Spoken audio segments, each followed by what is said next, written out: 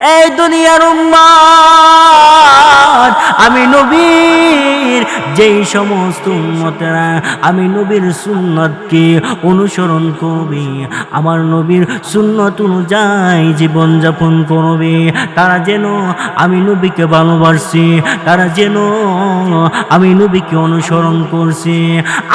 আর যেই সমস্ত উম্মত আমি নবীকে ভালোবাসি, আমি নবীকে মহব্বত করছি, আমার ওই সমস্ত উম্মত আমি নবীর সঙ্গে পরকালে জান্নাতে অবস্থান করবে। আমার ভাইয়েরা, এই জন্য আল্লাহ রাব্বুল আলামিন আপনার আমার নবীকে মেসেজ দিয়ে জানাইয়া দিয়েছে কি গো নবীজি,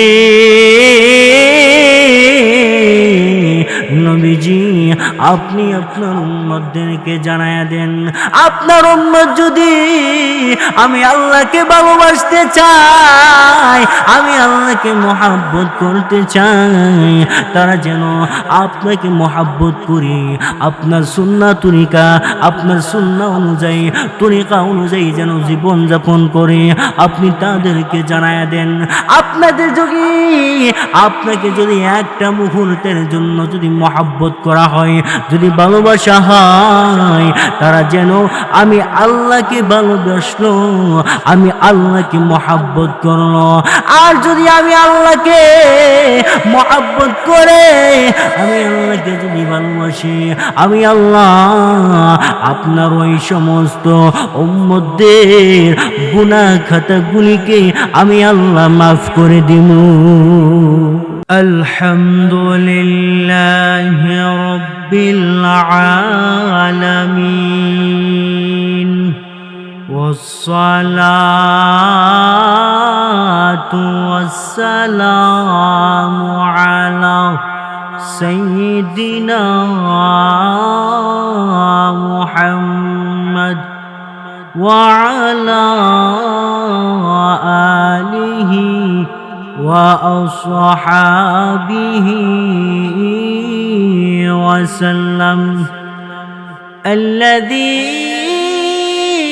دعا الناس من عبادة الأوثان إلى عبادة الرحمن، ونشهد أن لا إله إلا الله وحده لا شريك له، ونشهد أن سيدنا وسندنا وحبيبنا ومولانا محمدا عبده ورسوله، الذي أرسل إلى الناس كافة بشيرا ونذيرا وداعيا إلى الله بإذنه وسراجا منيرا.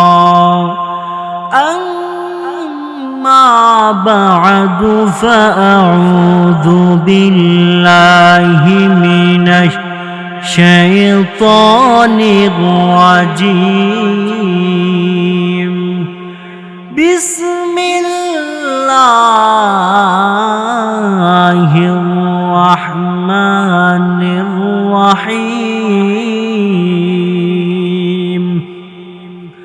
لقد كان لكم في رسول الله أسوة حسنة. صدق الله العظيم. وقال تعالى في شان حبيبه ومحبوبه ومعشوقه مخبرا وآمرا إن الله وملائكته يصلون على النبي يا أيها الذين آمنوا صلوا عليه وسلموا تسليما بلغ العلا بكماله كشف الدجى بجماله حسنة جميع خصاله صلوا عليه وآله محبت شدك ذكر قر لا إله إلا الله لا إله لا إله إلا الله لا إله إلا الله لا إله إلا الله لا إله ما شاء الله محبت حياتر مالك যে আল্লাহ হায়াতের মালিক যে আল্লাহ মৌতের মালিক সে আল্লাহ লা ইলাহা মাশাআল্লাহ ইল্লাল্লাহ লা ইলাহা আসমানের মালিক যে আল্লাহ আসমানের মালিক যে আল্লাহ জমিনের মালিক সে আল্লাহ লা ইলাহা মাশাআল্লাহ মোহাব্বত বল ইল্লাল্লাহ লা ইলাহা এই কালিমা পড়বে যারা কাজে লাগবে মরণ বেলা বলুন এই কালিমা পড়বে যারা কাজে লাগবে মরণ বেলা এই কালিমার রোশনীতে এই কালিমার রোশনীতে কবর হবে জালা লা ইলাহা মাশাআল্লাহ মোহাব্বত ইল্লাল্লাহ লা ইলাহা আল্লাহ তুমি দিলে আসমান দিয়েছো জমিন সুখের সমাজ গড়তে দিলে দিলে কোরআন লা ইলাহা মাশাআল্লাহ একসাথে পড়ুন আওয়াজ দিয়ে পড়ুন ইল্লাল্লাহ লা ইলাহা লা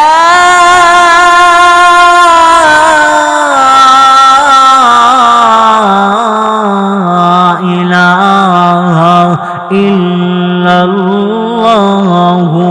মুহাম্মাদুর রাসূলুল্লাহ সাল্লাল্লাহু আলাইহি ওয়াসাল্লাম। আজকের মাহফিলের বর্তমান অধিবেশনে আমার সম্মানিত সভাপতি সাহেব মুনতাজিল্লাহুল আলী, উপস্থিত উলামায়ে কেরাম, তুলাবে আযম ও আমার প্রাণ প্রিয় ধর্মীয় যুবকবৃন্দ ভাইরা, পর্দার আড়াল থেকে ওয়াজ শ্রবণ করতেছেন আমার সম্মানিত মা ও বোনেরা, সর্বপ্রথমেই মহান স্রষ্টার দরবারে শুকরিয়া জ্ঞাপন করি, যে স্রষ্টা আপনাকে আমাকে বহু মানুষ থেকে যাচাই বাছাই করে দুনিয়াবি যাবতীয় ব্যস্ততা থেকে ফারেক করে আল্লাহ পাক রব্বুল আলামিন আপনাকে আমাকে একটি বরকতময় ফজিলতময় নূরানি কুরআনি রহমতি জলসায় আসা এবং বসার মতো তৌফিকটুকু দান করেছেন। আরও শুকরিয়া আদায় করি যেই স্রষ্টা আমাদেরকে একজন দামি নবীর উম্মত হিসাবে এই পৃথিবীতে পাঠাইছে। আরও শুকর আদায় করি যে আল্লাহ আপনাকে আমাকে সুস্থ অবস্থায় সহশরীরে একটি বরকতময় মজলিসে আসা এবং বসার মতো তৌফিকটুকু দান করেছেন। সেই জন্য সেই রবের দরবারে অন্তরের অন্তঃস্থল থেকে মহাব্বতের সহিত এক বাক্যে একবার কালিমাতুশ শুকর আদায় করে বলি আলহামদুলিল্লাহ। সম্মানিত উপস্থিতি, আমি আপনাদের সম্মুখে পবিত্র কালামুল্লাহ শরীফ থেকে ছোট্ট একখানা আয়াতে কারিমা তিলাওয়াত করেছি। আমি আমার তিলাওয়াতকৃত আয়াতে কারিমাকে আপনাদের সম্মুখে রেখে সেই তিলাওয়াতকৃত আয়াতে কারিমার আলোচনাটুকুকে সময়ের স্বল্পতার কারণে আমি সংক্ষিপ্ত আকারে মুখতাসারভাবে তুলে ধরার চেষ্টা করব। ওয়ামা তাওফীক ইল্লা বিল্লাহ। মুহতারাম হাজিরিন, আল্লাহ পাক রব্বুল আলামিন আমার তিলাওয়াতকৃত আয়াতে কারিমার ভিতরে বলে, লাকাদ কানা লাকুম ফি রাসূলিল্লাহি উসওয়াতুন হাসানাহ। আল্লাহ পাক বলেন, ও দুনিয়ার বান্দাবান্দি, আমি আল্লাহ তোমাদের জন্য আমার নবীর মধ্যে উত্তম আদর্শ রেখে দিছি। আল্লাহ বান্দাবান্দিকে মেসেজ দিছে, জানায়া দিছে, তোমাদের জন্য আমি আল্লাহ নবীর মধ্যে কি রাখছি? উত্তম আদর্শ রাখছি। এই আয়াতে কারিমা ইঙ্গিত করে নবীর মধ্যে আল্লাহ পাক যে আদর্শ রাখছে সে আদর্শ বান্দাবান্দিকে গ্রহণ করতে হয়। আপনারা লক্ষ্য করে দেখবেন,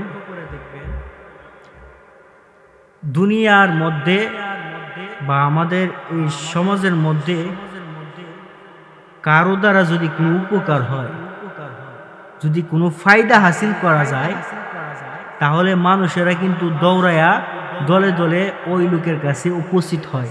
কারণ কি? ওই যে ফায়দা হাসিল করবে, উপকার অর্জন করবে। ঠিক তেমনি ভাবে আল্লাহ বান্দাবান্দিকে মেসেজ দিয়ে জানায় দিয়েছে, ও বান্দাবান্দি, যদি উপকার হাসিল করতে চাও আর যদি ফায়দা হাসিল করতে চাও, তাহলে আমার নবীর মধ্যে আমি আল্লাহ যে আদর্শ রেখে দিয়েছি সেই আদর্শকে ফলো করো, সেই আদর্শকে অনুসরণ করো, আর এর মধ্যে আমি আল্লাহ তোমাদের জন্য উত্তম কল্যাণ রেখে দিয়েছি। সুবহানাল্লাহ।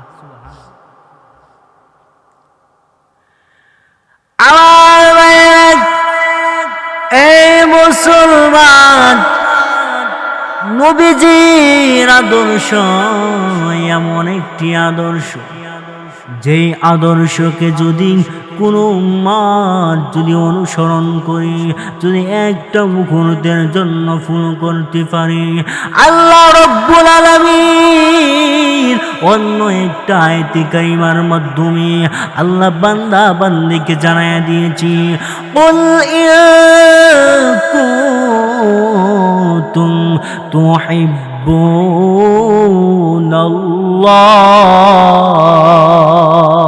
ফাত্তাবিউনি ইউহিব্বুকুমুল্লাহ ওয়া ইয়াগফির লাকুম যুনুবাকুম ওয়াল্লাহু গফুরুর রাহিম। কে বান্দা বান্দি, বান্দা বান্দি রে,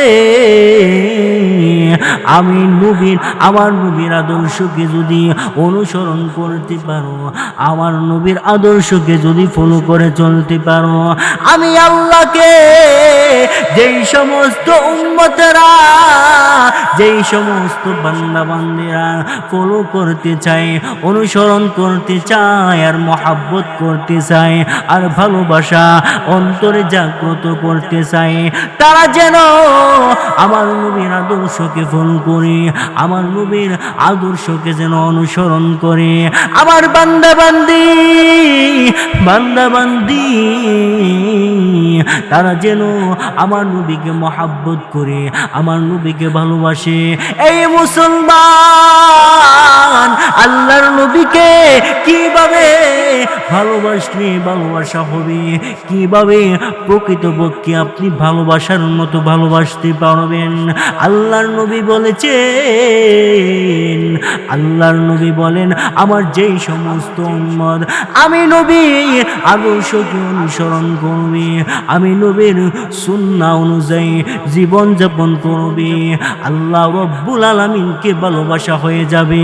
আমি নবীকে যে ভালোবাসবে, আল্লাহ বলেন আমার ওই উম্মতেরা, আমার ওই বান্দা বান্দি যেন আমি আল্লাহকে ভালোবাসি। ওগো নবীজি, নবীজি আপনি আপনার উম্মতদেরকে জানায় দেন, তারা যদি আপনাকে ভালোবাসি, যদি আপনাকে মহব্বত করে, আপনার ওই সমস্ত উম্মত তারা যেন আমি মহান আল্লাহকে ভালোবাসল। আল্লাহ কিন্তু সরাসরি বলতে পারতেন আল্লাহকে ভালোবাসার কথা, কিন্তু আল্লাহ এইভাবে বলছে, দেখেন কি দামি নবী আল্লাহ আমাদেরকে উপহার দিছে, আর এই নবীর মধ্যে কি পরিমাণ আদর্শ আল্লাহ রেখে দিছে। নবীকে ভালোবাসলে আল্লাহকে ভালোবাসা হয়ে যায়। কেমন দামি নবী আমরা পাইছি। আহা, ওই নবী উম্মত হওয়ার পরেও এখানে অনেক যুবক ভাইরা বসে আছে, অনেকের মুখে কিন্তু দাড়ি নেই। এই হলো নবীর উম্মত আর নবীর উম্মতের অবস্থা। এই যুবক ভাই, তোমার আমার মতো এমন যুবক আছে যে যুবক মুখের মধ্যে দাঁড়িয়ে নিয়ে রাস্তাঘাটে চলাফেরা করে, যেই যুবক পড়ালেখা করে রে, পড়ালেখার পাশাপাশি যেই যুবক মা বাবার খেদমত করে, এমন যুবক আছে যেই যুবক পড়ালেখার পাশাপাশি মুখের মধ্যে সুন্নতের দাঁড়িয়ে আছে। এই মুসলমান, এই যুবক ভাই, এই মুরব্বী বাবা, একটু খেয়াল করে শুনেন না। আল্লাহর নবী বলেন, আমার যেই সমস্ত উম্মত মুখের মধ্যে দাঁড়িয়ে নিয়ে চলবে, আমার ওই উম্মত আমি নবীর সঙ্গে জান্নাতে থাকবে। নবীর একটা আদর্শ যদি গ্রহণ করতে পারি, একটা সুন্নাহ যদি আঁকড়ায়া ভালোভাবে ধরে রাখতে পারি, আর সেটার উপর যদি আমল করতে থাকি, নবীজি বলেন আমার ওই সুন্নত আদায়কারী উম্মত আমি নবীর সঙ্গে জান্নাতে যাব। নবীজি বলেন, মান আহাব্বা সুন্নতি ফাকাদ আহাব্বানি ওয়া মান আহাব্বানি কানা মাই ফিল জান্নাহ। এই দুনিয়ার উম্মত, আমি নবীর যেই সমস্ত উম্মতেরা আমি নবীর সুন্নতকে অনুসরণ করবে, আমার নবীর সুন্নত অনুযায়ী জীবন যাপন করবে, তারা যেন আমি নবীকে ভালোবাসি, তারা যেন আমি নবীকে অনুসরণ করছি। আর যেই সমস্ত উম্মত আমি নবীকে ভালোবাসি, আমি নবীকে মহব্বত করছি, আমার ওই সমস্ত উম্মত আমি নবীর সঙ্গে পরকালে জান্নাতে অবস্থান করবে। তাহলে নবীজি আদর্শ যদি নিজের মধ্যে ফিট করতে পারি, লাভ না লস? হ্যাঁ লাভ। লাভের কোনো শেষ নাই। নবীর সঙ্গে জান্নাতে থাকা, আহা ভাগ্যের বিষয়, ভাগ্যের ব্যাপার। আমার এই জন্য আল্লাহ রাব্বুল আলামিন আপনার আমার নবীকে মেসেজ দিয়ে জানাইয়া দিয়েছে কি গো নবীজি, নবীজি আপনি আপনার উম্মতদেরকে জানাইয়া দেন, আপনার উম্মত যদি আমি আল্লাহকে ভালোবাসতে চাই, আমি আল্লাহকে মহব্বত করতে চাই, তারা যেন আপনাকে মহব্বত করে আপনার সুন্নাহ তরিকা, আপনার সুন্নাহ অনুযায়ী তরিকা অনুযায়ী যেন জীবন যাপন করে আপনি তাদেরকে জানায়া দেন। আপনাকে যদি একটা মুহূর্তের জন্য যদি মহব্বত করা হয়, যদি ভালোবাসা হয়, তারা যেন আমি আল্লাহকে ভালোবাসলো, আমি আল্লাহকে মহব্বত করলো। আর যদি আমি আল্লাহকে মহব্বত করে আমি আল্লাহকে যদি ভালোবাসি, আমি আল্লাহ আপনার ওই সমস্ত উম্মতদের গুনাহ খাতাগুলিকে আমি আল্লাহ মাফ করে দিব। তাহলে প্রথম নম্বর কি করতে হবে? নবীজির আদর্শকে, নবীজির তরিকা, নবীজির সুন্নাহকে অনুসরণ করে চলতে হবে। তাহলে লাভ কি, ফায়দা কি? নবীকে মহব্বত করা হবে, নবীকে ভালোবাসা হবে। আর নবীকে যদি ভালোবাসতে পারি, মহব্বত করতে পারি, এর বদলতে আল্লাহ নবীকে জানায় দিয়েছে, ওগো নবীজি যদি আপনাকে অনুসরণ করে, আপনাকে ফলো করে, আপনাকে মহব্বত করে, আপনার ওই সমস্ত উম্মত যেন আমি আল্লাহকে অনুসরণ করলো, আমি আল্লাহকে ফলো করলো, আমি আল্লাহকে মহব্বত করলো, আমি আল্লাহকে ভালোবাসলো, এর বিনিময়ে আমি আল্লাহ আপনার ওই সমস্ত গুনাহগার উম্মতদেরকে আমি আল্লাহ মাফ করে দেব। সুবহানাল্লাহ।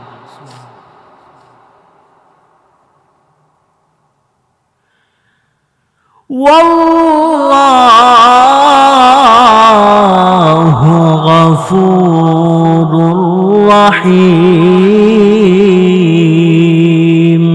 আল্লাহ রাব্বুল আলামিন বান্দা বান্দিকে মেসেজ দিয়ে ডাক দিয়া বলে, ও দুনিয়ার বান্দা বান্দি, আমি আল্লাহ হলাম গফফার, আমি আল্লাহ হলাম সত্তার, আমি আল্লাহ হলাম রহমান, আমি আল্লাহ হলাম রহিম, আমি আল্লাহ পরম করুণাময় অসীম দয়ালু, আমি আল্লাহ হলাম ক্ষমাশীল।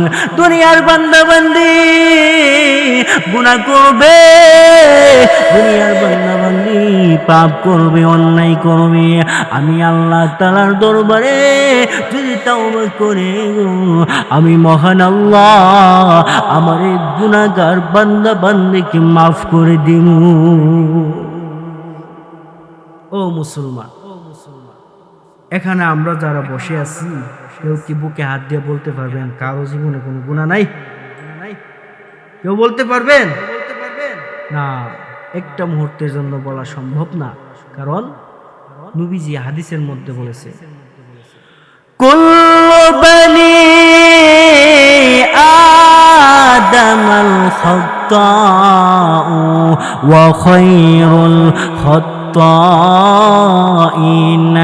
আত-তাওয়াবুন। আল্লাহর নবী বলে, আমার যেই সমস্ত উম্মত, আমার উম্মতেরা কেউ গ্যারান্টি দিয়ে বলতে পারবে না কারো জীবনে কোনো গুনাহ নাই। আমার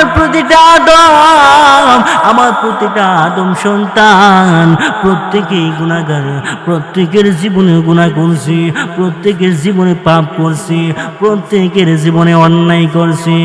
এই মুরব্বী বাবা, এই যুবক ভাই, কত পাপ করলাম, কত অন্যায় করলাম।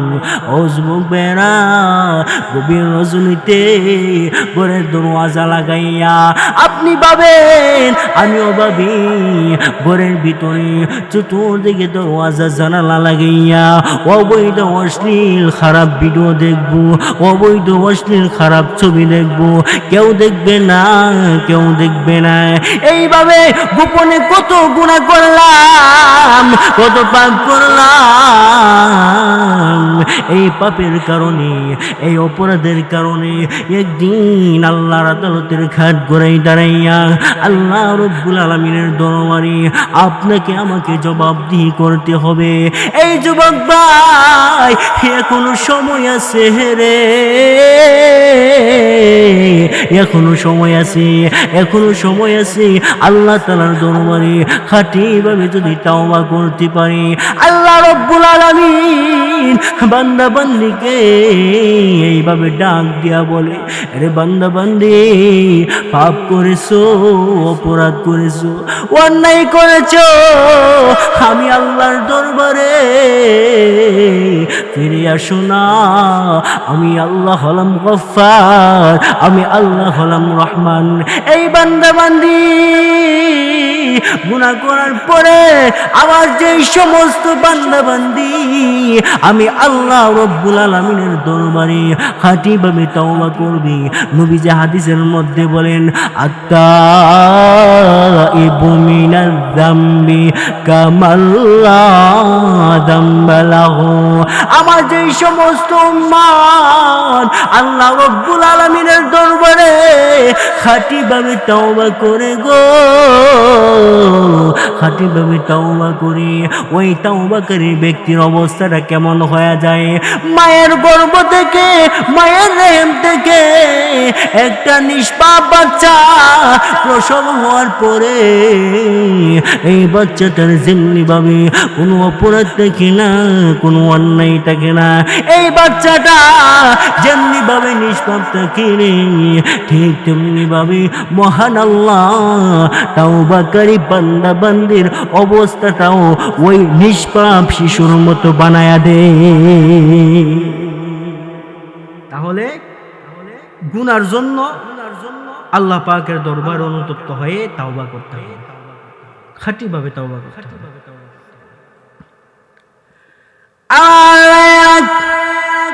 এই মুসলমান, নবীকে যদি অনুসরণ করতে পারি, যদি নবীজির আদর্শকে গ্রহণ করতে পারি, এর বিনিময়ে মহান আল্লাহ আপনাকে আমাকে মাফ করে দিবে, আপনাকে আমাকে ক্ষমা করে দিবে। আল্লাহ রব্বুল আলামিন দুনিয়ার বান্দা বান্দিকে ডাক দিয়া বলে, কিরে বান্দা বান্দি, দুনিয়াতে তুমি সরদারি করো, দুনিয়াতে তুমি মাতব্বরি করো, দুনিয়াতে তুমি চেয়ারম্যানগিরি করো রে, দুনিয়াতে তুমি নেতাগিরি করো। তোমার মধ্যে যদি আমার নবীর আদর্শ না থাকে, আমার নবীর আদর্শ অনুযায়ী যদি তুমি চেয়ারম্যানগিরি না করতে পারো, তুমি নেতাগিরি না করতে পারো, তুমি সরদারগিরি না করতে পারো, এগুলির কোনো দাম নাই। আমি আল্লাহ তাআলার দরবারে এগুলির কোনো মূল্যই নাই। এই বান্দা, বান্দারে, যদি আমি আল্লাহকে ভয় করো, আর যদি আমি আল্লাহর তাকওয়া নিয়া যদি চেয়ারম্যানগিরি করতে পারো, আর যদি সরদারগিরি করতে পারো, আর যদি মেম্বারগিরি করতে পারো, আল্লাহ ডাক দিয়ে বলে, এই দুনিয়ার মেম্বার, এই দুনিয়ার চেয়ারম্যান, এই দুনিয়ার সরদার আমার নবীর আদর্শ অনুযায়ী চেয়ারম্যানগিরি করার কারণে আর সরদারগিরি করার কারণে আমি মহান আল্লাহ তোমাকে দুনিয়া তো দামি বানায়া দিব, পরকালেও আমি আল্লাহ তোমাকে দামি বানায়া দেব। আপনার আমার মধ্যে নবীজির আদর্শ থাকা লাগবে। আদর্শ ছাড়া আপনার জীবনটাকে কোনোভাবেই সুন্দর করা সম্ভব নয়। নবীজির আদর্শ লাগবে, নবীজির তরিকা, নবীজির সুন্নাহকে আপনার ফলো করতে হবে, অনুসরণ করতে হবে। নবীজির ইতিহাস, নবীজির জীবন যদি একটু ফলো করেন তাহলে বুঝতে পারবেন কত সুন্দর, কিভাবে নবীজি খাবার খাইছে, কিভাবে নবীজি রাস্তা দিয়ে হেঁটে যাইছে, কিভাবে নবীজি মানুষকে সালাম দিছে, কিভাবে মানুষকে মহব্বত করছে।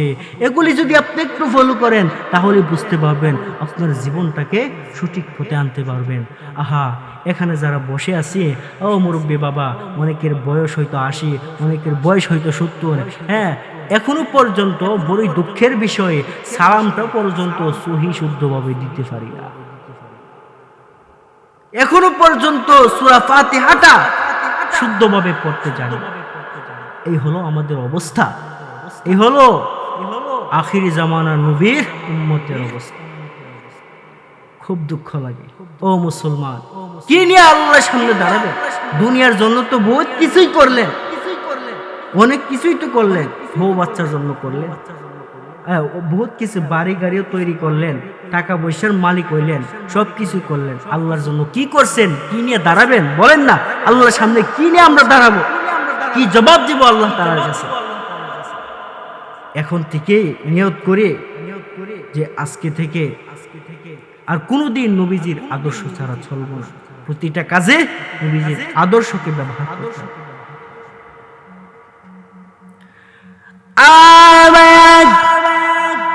এই মুসলমান, নবীজির আদর্শ নিয়ে যদি এই জমিনে চলতে পারে, আল্লাহর নবী বিশ্ব নবী রাহমাতুল লিল আলামিন দুনিয়ার উম্মতকে মেসেজ দিয়ে ডাক দিয়া বলে, কিরে দুনিয়ার উম্মাত, দুনিয়াতে যদি আমি নবীর তরিকা অনুযায়ী, সুন্নাহ অনুযায়ী, আদর্শ অনুযায়ী যদি জীবন যাপন করতে পারো, আমি নবীজি তোমাকে গ্যারান্টি দিলাম, পরকালে আসরের কঠিন ময়দানে আমি নবী নিজের হাতে তোমাকে হাউজে কাউসারের পানি পান করাইব। ও মুসলমান, নবীজির আদর্শ গ্রহণ করার দরকার আছে। আহা, দুনিয়ার জন্য আমরা এমন কোনো কাজ নাই যে করি নাই। দুনিয়ার লোভে পড়ে আমরা আমাদের জীবনটাকে শেষ করে দিলাম, বরবাদ করে দিলাম। আজকে লক্ষ্য করলে দেখা যায় দুনিয়া নিয়া ব্যস্ত থাকার কারণে আল্লাহকে স্মরণ করতে পারি না, পরকালের কথা মাথায় আনতে পারি না, কবরের কথা স্মরণ করতে পারি না, জাহান্নামের কথা স্মরণ করতে পারি। সবগুলির কারণ হলো দুনিয়া। এই দুনিয়ার ব্যস্ততায় পড়ে নিজেকেও ধ্বংস করলাম, পরকালটাকেও ধ্বংস করে দিলাম। খুব দুঃখের কথা। একদিন আপনাকে আমাকে আল্লাহর দরবারে দ্বারা হিসাব দিতে হবে। আল্লাহ বলে, মিনহা খলাকনাকুম ওয়া ফিহা নুঈদুকুম ওয়া মিনহা নুখরিজুকুম তারাতান উখরা।